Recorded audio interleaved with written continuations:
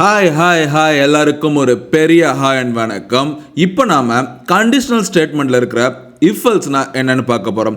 Conditional statements அப்படின்னா என்னன்னா, ஒரு கோடை வந்து நம்ம எக்ஸிக்யூட் பண்ணணும் அப்படின்னா அதுக்கு நிறைய கண்டிஷன்ஸ் நம்ம கொடுக்கலாம். இப்படி இருந்தால் இப்படி இருக்கும், ஒருவேளை இப்படி இருந்தால் இப்படி மாறிடுமோ அப்படின்ற மாதிரி நம்ம கண்டிஷன்ஸ் கொடுக்கலாம். இப்போ நான் கீழே ஒரு பாக்ஸ் கொடுத்துருக்கேன். அந்த பாக்ஸ்க்குள்ள என்ன வேணாலும் இருக்கலாம். ஒருவேளை இது இருந்தால் இதை எக்ஸிக்யூட் பண்ணு, அது இல்லை வேற ஒன்று இருக்குது அப்படின்னா வேற ஒன்று எக்ஸிக்யூட் பண்ணு அப்படின்னு சொல்கிறோம் இல்லையா?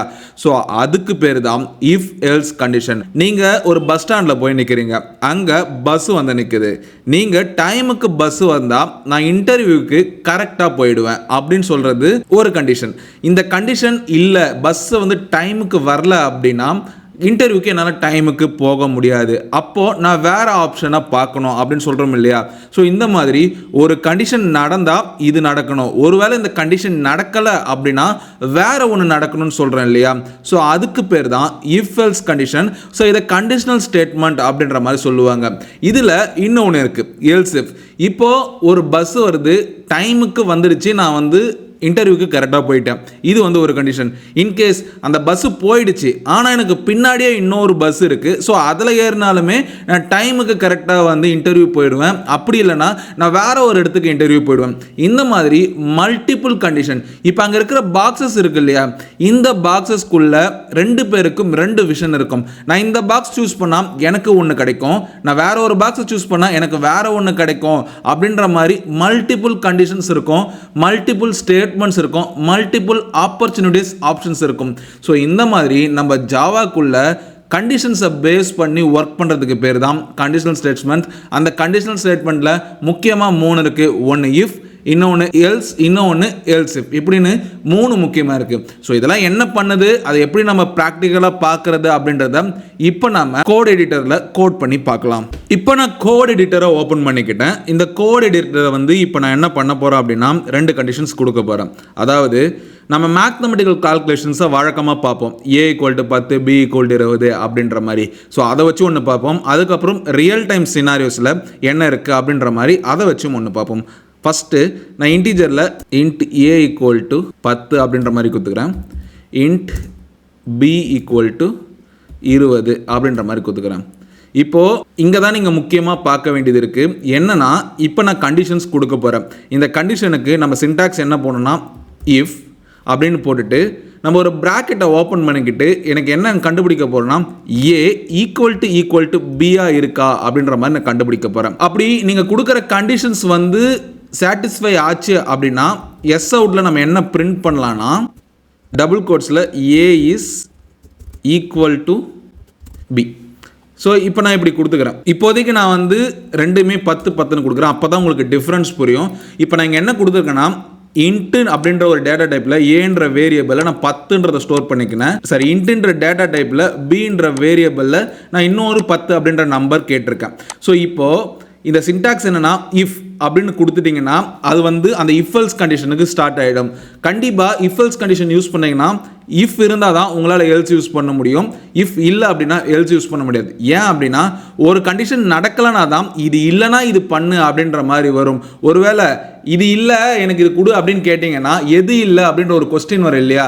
ஸோ அப்போது அந்த இடத்துல கிராமட்டிக்கல் மிஸ்டேக் வரும். அதே மாதிரி தான் இந்த ஜாவா ஃபங்க்ஷனுக்குள்ளே இஃப்பை யூஸ் பண்ணால் தான் உங்களால் எல்ஸை யூஸ் பண்ண முடியும். இப்போது இஃப் நான் கொடுத்துட்டேன், ஒருவேளை a = b-ஆ இருந்துச்சு அப்படின்னா, அதாவது system.out.printlnல எனக்கு a = b அப்படின்ற ஒரு ஸ்ட்ரிங்கை எனக்கு பிரிண்ட் பண்ண அப்படின்ற மாதிரி கேட்டிருக்கேன். இப்போ நான் ரன் பண்ணுறேன். இப்போ நான் ரன் பண்ணி முடிச்ச உடனே எனக்கு டெர்மினலில் என்ன வந்திருக்குன்னா a = bன்னு சொல்லிட்டு நான் இங்கே என்ன ஸ்ட்ரிங்காக கொடுத்துருக்கனோ அது வந்து பிரிண்ட் ஆகுது.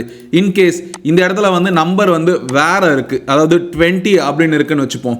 இப்போ நான் ரன் பண்ணா அப்படின்னா என்ன வரும்னா எனக்கு ப்ரோக்ராமே ரன் ஆகலை. இங்கே பார்த்தீங்கன்னா ப்ராசஸ் ஃபினிஷ்டு, ஆனால் எனக்கு எந்த அவுட்புட்டுமே வரல. ஏன் அவுட்புட் வரலன்னா a = bன்னு கொடுத்தப்போ இது வந்து ஃபால்ஸ் ஆயிடுச்சு. ஆக்சுவலாக இந்த a = b ஃபால்ஸ் ஆனவொடனே அதுக்கப்புறம் என்ன பண்ணணும் அப்படின்றத நான் சொல்லவே இல்லை. நான் மறுபடியும் சொல்கிறேன், ப்ரோக்ராமிங் லாங்குவேஜில் நீங்கள் என்ன பண்ணணும் அப்படின்றத கம்ப்யூட்டருக்கு டீட்டெயிலாக சொன்னால் மட்டும்தான் அதுக்கு புரியும். ஸோ இந்த இடத்துல ஃபால்ஸ் ஆயிடுச்சுன்னா எனக்கு என்ன எக்ஸிக்யூட் ஆகணும் அப்படின்னு சொல்லிட்டு நான் பண்ணவே இல்லை. ஸோ அப்போ தான் என்ன வருதுன்னா எல்ஸ் இப்போ எல்ஸில் A is not equal to B அப்படின்ற மாதிரி நான் பிரிண்ட் கொடுத்துருக்கேன். இங்கே என்ன நடக்குதுன்னா இஃப்ன்ற ஒரு ஃபங்க்ஷனை நான் கால் பண்ணிக்கிறேன். அந்த ஃபங்க்ஷனில் ஒருவேளை ஏ ஈக்குவல் டு பியாக இருந்துச்சு அப்படின்னா எனக்கு இதை பிரிண்ட் பண்ணு, இல்லை அப்படின்னா எனக்கு இதை பிரிண்ட் பண்ணு அப்படின்ற மாதிரி நான் கேட்டிருக்கேன். இப்போ இந்த இடத்துல ஏ ஈக்குவல் டு பியான்னு கேட்டால் 10 20 ஃபால்ஸ்ன்னு இருக்குது. அப்போ ஃபால்ஸாக இருந்துச்சு அப்படின்னா எனக்கு இதை எக்ஸிக்யூட் பண்ணு அப்படின்ற மாதிரி கேட்டிருக்கேன். இப்போ நம்ம ரன் பண்ணி பார்த்தா A is not equal to B அப்படின்ற மாதிரி வருது. ஸோ இப்படி தான் ஒரு ஃபங்க்ஷனை வந்து ஒருவேளை இது நடந்தால் இது நடக்குமோ, இல்லை அப்படின்னா இது நடக்குமோ அப்படின்ற மாதிரி நம்ம பண்ணலாம். ஸோ இது ரொம்ப சிம்பிளான விஷயம் தான். கான்செப்ட் புரியறதுக்காக உங்களுக்கு நான் இதை கொடுத்தேன். இப்போது நான் என்ன பண்ண போகிறேன் அப்படின்னா பெரிய கான்செப்டாக எடுத்துக்க போகிறேன். இப்போ நான் 3 பேரோட வேரியபிளை ஸ்டோர் பண்ணிக்கிறேன். அதாவது int Vijay equal to 10th எடுத்த மார்க்கெலாம் இருக்குது இல்லையா, ஸோ அதை வச்சு ஒன்று பண்ணலாம் அப்படின்னு சொல்லிட்டு நான் வந்து 450 அப்படின்ற மாதிரி கொடுத்துக்கிறேன். Again int Seenu equal to 480 அப்படின்ற மாதிரி கொடுத்துக்கிறேன். And int Swetha equal to 446 அப்படின்ற மாதிரி நான் கொடுத்துக்கிறேன். ஸோ இப்போ நான் 3 வேரியபிள் கொடுத்துருக்கேன். இந்த 3 வேரியபிள் என்ன இருக்குன்னா நான் 3த்துக்குமே 3 பேரோட 10th மார்க்ஸை வந்து ஸ்கோர் பண்ணியிருக்கேன். இப்போ நான் என்ன பண்ணலான்னா ஸோ யார் அதிகமாக எடுத்திருக்காங்க அப்படின்னு சொல்லிட்டு எனக்கு ஒரு ப்ரோக்ராம் எழுதுகிறப்போ வரணும். அப்போ நான் என்ன பண்ணலாம் அப்படின்னா நான் இனிஷியலாக வந்து இப்போதைக்கு நான் 2 மட்டும் வச்சுக்கிறேன். அதுக்கப்புறம் 3வது ஆட் பண்ணிக்கிறேன். இப்போதைக்கு இதை கமெண்ட் பண்ணி வச்சுக்கிறேன். And if Vijay greater than சீனுவா இருந்தால் கர்லி பிரேசிஸ் ஓப்பன் பண்ணிங்கன்னு Vijay is higher in mark அப்படின்னு நான் கொடுத்துக்கிறேன். அதாவது விஜயோட மார்க் இங்கே கொடுத்துருக்கிற அமௌண்ட் வந்து சீனை விட அதிகமாக இருந்துச்சு அப்படின்னா இந்த இடத்துல விஜய் வந்து ஹையர் இன் மார்க்ஸ் அப்படின்ற மாதிரி கொடுத்துக்கலாம். எல்ஸ் சிஸ்டம் டாட் அவுட் இல்லை Seenu is higher in marks அப்படின்ற மாதிரி நான் கொடுத்துக்கிறேன். இப்போ இங்கே என்ன நடக்குதுன்னா விஜய் வந்து சீனை விட அதிகமாக மார்க் எடுத்திருந்தா விஜய் வந்து ஹையர் இன் மார்க்ஸ்ன்னு கொடு.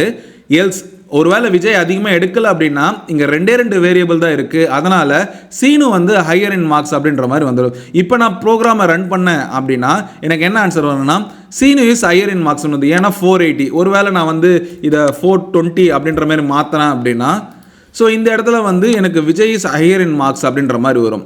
ஸோ இப்போ 2 வேரியபிள் இருக்குது. நம்ம இஃப் எல்ஸ் அப்படின்ற மாதிரி யூஸ் பண்ணிட்டோம். ஸோ இந்த இடத்துல ஸ்வேதா 446 அப்படின்ற இன்னொரு வேரியபிளை ஆட் பண்ணுறேன். ஸோ இன்னொரு வேரியபிளை ஆட் பண்ணும்போது நம்ம என்ன பண்ணலாம் அப்படின்னா இன்னொரு கண்டிஷன் கொடுக்கலாம். ஸோ இங்கே வந்து யார் வந்து அதிகமாக இருக்காங்க அப்படின்ற மாதிரி அதுக்கு நம்ம முன்னாடியே படிச்சிருப்போம். இந்த அண்ட் ஆப்ரேட்டர், ஆர் ஆப்ரேட்டர் இதெல்லாம் வந்து பார்த்திங்கன்னா லாஜிக்கல் ஆப்ரேட்டர்ஸை படிச்சிருப்போம். ஸோ அதை வந்து பார்த்துட்டு வந்துடுங்க, இல்லைனா இது உங்களுக்கு புரியாது. ஸோ இப்போ வந்து நம்ம 3 பேர் இருக்காங்க. இந்த 3 பேர் இருக்காங்க அப்படின்னா நம்ம என்னென்னலாம் ஆப்ஷன்ஸ் இருக்குது அப்படின்ற மாதிரி பார்க்குறீங்களா? 1 Vijay greater than Seenu and greater than Swetha. அதாவது விஜய் வந்து சீனு அண்ட் ஸ்வேதாவை விட அதிகமாக இருந்தால் விஜய் வந்து ஹையர் இன் மார்க்ஸ். இதே வந்து சீனுக்கு என்ன வரும்? அதே தான், சீனு வந்து greater than Vijay and Swetha. Swetha வந்து is greater than Vijay and Seenu. So இப்போ இங்கே என்ன சொல்லியிருக்கேன்னா நமக்கு 3 பாசிபிள் யார் அதிகமாக மார்க் எடுத்திருக்காங்க அப்படின்றத தான் நம்ம கண்டுபிடிக்க போகிறோம். அதனால் ஸோ நம்ம ஹையர் மட்டும் கான்சென்ட்ரேட் பண்ணால் போதும், லோவருக்கு இப்போ தேவையில்லை. லோவருமே இது சேம் வே தான்.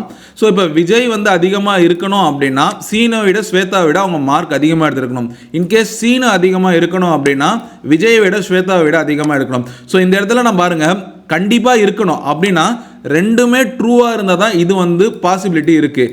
அப்போது இஃப் கண்டிஷனில் நம்ம சீனு ஸ்வேதா விட அதிகமாக இருக்கும். அப்போது இங்கே if Vijay is greater than Seenu and simple ampersand simple போட்டுங்க Vijay is greater than Swetha. அதாவது விஜய் வந்து சீனை விடவும் அதிகமாக இருக்கணும், ஸ்வேதா விடவும் அதிகமாக இருக்கணும். அப்படி இருந்துச்சு அப்படின்னா விஜய் வந்து ஹையர் அப்படின்ற மாதிரி கொடுக்கலாம். ஒருவேளை இது இல்லை, இது ஃபால்ஸ் ஆயிடுச்சு, விஜய் வந்து இவ்வளோ மார்க் எடுக்கலை அப்படின்ற மாதிரி இருந்துச்சு அப்படின்னா நம்ம என்ன பண்ணலாம் அப்படின்னா எல்ஸ் இஃப்னு சொல்லிட்டு ஒரு புது கண்டிஷனை கொடுக்கலாம். இந்த புது கண்டிஷன் என்ன பண்ணுன்னா இந்த எல்ஸ் இஃப்ல நீங்கள் 1000 கண்டிஷன் கூட கொடுக்கலாம். இஃப்ல ஒரு கண்டிஷன் தான் இருக்கணும், எல்ஸ் 1 தான் இருக்கணும். ஆனால் எல்ஸ் இஃப்ல உங்களால் 1000க்கும் அதிகமானது கூட கொடுக்க முடியும். ஏன்னா அத்தனை கண்டிஷன் நீங்கள் கொடுக்கலாம். அத்தனை கண்டிஷனும் செக் பண்ணி நமக்கு ப்ரோக்ராம் வந்து பார்த்தீங்கன்னா வேல்யூஸை கொடுக்கும். இப்போ வந்து எல்ஸ் இஃப்ல இதே மாதிரி நான் விஜய்க்கு வந்து போட்டுட்டேன். இப்போ சீனுக்கு வந்து போடுறேன். Else if Seenu is greater than Vijay and Seenu is greater than Swetha. So இப்படின்னு கொடுத்தா எனக்கு வந்து என்ன வரணும் அப்படின்னா சீனு வந்து விஜயை விடவும் சீனு வந்து ஸ்வேதா விடவும் அதிகமாக இருந்தாங்க அப்படின்னா ஸோ அந்த இடத்துல சீனு வந்து ஹையர் இன் மார்க்ஸ் அப்படின்ற மாதிரி நம்ம சொல்கிறோம். எல்ஸ் இது ரெண்டுமே இல்லை அப்படின்னா நமக்கு வந்து ஸ்வேதா தான் ஹையர். ஏன் ஸ்வேதா ஹையர்னா ஏன்னா இங்கே அண்டு கண்டிஷன் தான் யூஸ் பண்ணியிருக்கோம். அதனால் இது ரெண்டு கன்ஃபார்மாக இருந்தால் இங்கேயே பிரிண்ட் ஆகி வந்துடும். ஸோ இன்கேஸ் இல்லை அப்படின்னா ஸோ இந்த இடத்துல வந்து பார்த்திங்கன்னா நமக்கு வந்து Swetha is higher in marks அப்படின்ற மாதிரி இருக்கும். நமக்கு எல்லாத்துக்குமே கண்டிஷன் கொடுக்கணும்னு அவசியம் இல்லை. ஸோ இந்த ரெண்டு கண்டிஷனை செக் பண்ணணும். இந்த ரெண்டு கண்டிஷன் இல்லை அப்படின்னா கண்டிப்பாக நமக்கு ஸ்வேதா தான் ஹையர் இன் மார்க்ஸ். நெக்ஸ்ட் நம்ம என்ன பண்ணணும் அப்படின்னா இந்த இடத்துல ஒரு சின்ன பிரச்சனை வரும். என்னன்னா இந்த விஜய் சீனு அண்டு இதெல்லாம் போட்டோம் அப்படின்னா இதில் வந்து கன்ஃபியூஸ் ஆகிறதுக்கு சான்ஸ் இருக்குது. அதனால் நம்ம என்ன பண்ணலாம் அப்படின்னா ப்ராக்கெட்டை போட்டு ஒவ்வொன்றுத்துக்கும் தனித்தனியாக நம்மளால் வந்து பார்த்திங்கன்னா கண்டிஷனை கொடுத்துக்க முடியும். Vijay is greater than Seenu and Vijay is greater than Swetha அப்படின்ற மாதிரி நம்ம கொடுத்துட்டோம் அப்படின்னா ஸோ இந்த இடத்துல இதை தனியாக செக் பண்ணோம். இதை செக் பண்ணிவிட்டு இது ட்ரூவாக இருந்துச்சுன்னா நெக்ஸ்ட் இதை செக் பண்ணோம். அதே மாதிரி இங்கே சீனு இங்கேயும் ஒரு ப்ராக்கெட் போட்டுங்க, இந்த இடத்துலையும் ஒரு ப்ராக்கெட் போட்டுங்க. ஸோ பேசிக்காக நமக்கு ப்ரோக்ராம் கிட்ட கிளியராக சொல்கிறோம். ஸோ இங்கே நல்லா புரிஞ்சுக்குங்க. ஸோ நம்ம இஃப் கொடுத்துட்டோம். இஃப் கொடுத்ததுக்கப்புறம் ஒவ்வொரு கண்டிஷனையும் நம்ம கொடுத்துட்டு இந்த ஆம்பர்சன்ட் சிம்பிளை யூஸ் பண்ணுறோம். ஆம்பர்சன்ட் சிம்பிளை யூஸ் பண்ணிவிட்டு ஸோ ரெண்டு கண்டிஷனும் செக் பண்ணு. இந்த ரெண்டு லைனை நம்ம செக் பண்ணிவிட்டு இல்லை அப்படின்னா நம்ம வந்து இதுதான் கிரேட்டர் அப்படின்ற மாதிரி கொடுக்குறோம். ஸோ இதை தான் கொடுத்துருக்கேன். அண்ட் இப்போ நம்ம வந்து ரன் பண்ணி பார்க்கலாம். ரன் பண்ணி பார்த்த உடனே Vijay is higher in marks அப்படின்ற மாதிரி வந்திருக்கு. ஒருவேளை நான் வந்து இந்த இடத்துல நான் வந்து 485 அப்படின்ற மாதிரி நான் கொடுக்குறேன். இப்போ 485 அப்படின்ற மாதிரி கொடுத்தேன் அப்படின்னா நமக்கு என்ன வரும்னா Swetha is higher in marks அப்படின்ற மாதிரி வந்திருக்கு. ஸோ ஏன்னா ஸ்வேதா தான் ஹையர் ஆப்வியஸாக. ஸோ இந்த இடத்துல வந்து நான் சீனுக்கு வந்து 500 மார்க்ஸ் அப்படின்னு நான் கொடுக்குறேன் அப்படின்னா ஸோ நமக்கு ரெண்டாவது கண்டிஷன் எல்சிஃப்குள்ளே இருக்கிற கண்டிஷன் வந்து பார்த்திங்கன்னா வந்து so Seenu is higher in marks அப்படின்ற மாதிரி வரும். ஸோ இது உங்களுக்கு ஈஸியாக புரிஞ்சிருக்கும் அப்படின்னு நான் நம்புகிறேன். ஏன்னா இஃப் கண்டிஷன் நீங்கள் யூஸ் பண்ணும்போது கண்டிப்பாக கண்டிஷன் இருக்கணும். அந்த கண்டிஷன் ட்ரூவாக இருந்தால் இந்த சிஸ்டம் டாட் அவுட்டில் இருக்கிறது எனக்கு வந்து பிரிண்ட் பண்ணு. ஒருவேளை அது ஃபால்ஸாக இருந்துச்சு அப்படின்னா எல்ஸில் இருக்கிறது பிரிண்ட் பண்ணு. ஒருவேளை நமக்கு ரெண்டு கண்டிஷன் இருந்தது அப்படின்னா இஃப் கண்டிஷனுக்கு ஒரு இருக்கிறது ஃபால்ஸ் ஆச்சு அப்படின்னா இன்னொரு கண்டிஷனை செக் பண்ணு. அந்த கண்டிஷன் ட்ரூவாக இருந்தால் இதை எக்ஸிக்யூட் பண்ணு.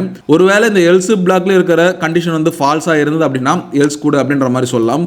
ஒருவேளை multiple number of number of elsif வந்து பார்த்திங்கன்னா யூஸ் பண்ணலாம். நீங்கள் எத்தனை எல்சிஃப் வேணாலும் யூஸ் பண்ணலாம். இந்த மாதிரி எத்தனை நம்பர் எல்சிஃப்குள்ளேயுமே பார்த்தீங்கன்னா நீங்கள் கண்டிஷனை மாற்றிக்கிட்டே போகலாம். இப்படி மாற்றிக்கிட்டு போகிற சமயத்தில் ஸோ ஒவ்வொரு கண்டிஷனாக செக் பண்ணணும். ஃபஸ்ட்டு இஃப்குள்ளே இருக்கிறது செக் பண்ணணும். அந்த இஃப்ல இருக்கிறது ஃபால்ஸா, நெக்ஸ்ட் வந்து அடுத்த எல்சிஃப் என்ன கொடுத்துருக்காங்க அப்படின்றத செக் பண்ணணும். ஸோ இன்கேஸ் அது ஃபால்ஸாக இருந்தால் நெக்ஸ்ட் போகும், அது ஃபால்ஸாக இருந்துச்சுன்னா நெக்ஸ்ட் போகும்.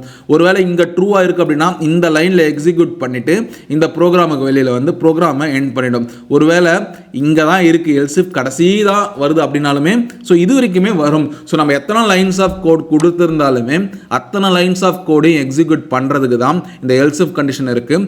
மல்டிபிள் கண்டிஷனை நம்ம யூஸ் பண்ணணும் அப்படின்னா எல்சிஃப் யூஸ் பண்ணுங்கள். ஒரு கண்டிஷன் இருக்குது, அந்த கண்டிஷன் ட்ரூவாக இருந்தால் ஒன்று, அந்த கண்டிஷன் ஃபால்ஸாக இருந்துச்சுன்னா இன்னொன்று அப்படின்னா இஃப் எல்ஸ் மட்டும் யூஸ் பண்ணுங்கள். இப்போ நான் சொன்னது உங்களுக்கு புரிஞ்சிருக்கும் அப்படின்னு நான் நம்புகிறேன். உங்கள் ஃப்ரெண்ட்ஸ் அண்ட் ஃபேமிலிஸுக்கு ஜாவா படிக்கிற நண்பர்களுக்கு இந்த வீடியோவை ஷேர் பண்ணுங்கள். இஃப் எல்ஸ் கண்டிஷனில் நீங்கள் ப்ராப்பராக கோட் எழுத ஆரம்பிச்சிங்க அப்படின்னா you are in Java coding அப்படின்ற மாதிரி சொல்லிட்டு இந்த வீடியோவை நான் முடிக்கிறேன். நெக்ஸ்ட் வீடியோவில் நம்ம நெஸ்டட் இஃப்னா என்ன, நெஸ்டட் இஃப் எல்ஸ் கண்டிஷன்னா என்ன அப்படின்றத பார்க்கலாம். இது வெப்டெக் அகாடமி. ஒன்றா படிக்கலாம், சேர்ந்து படிக்கலாம், ஒன்றா வளரலாம். நன்றி.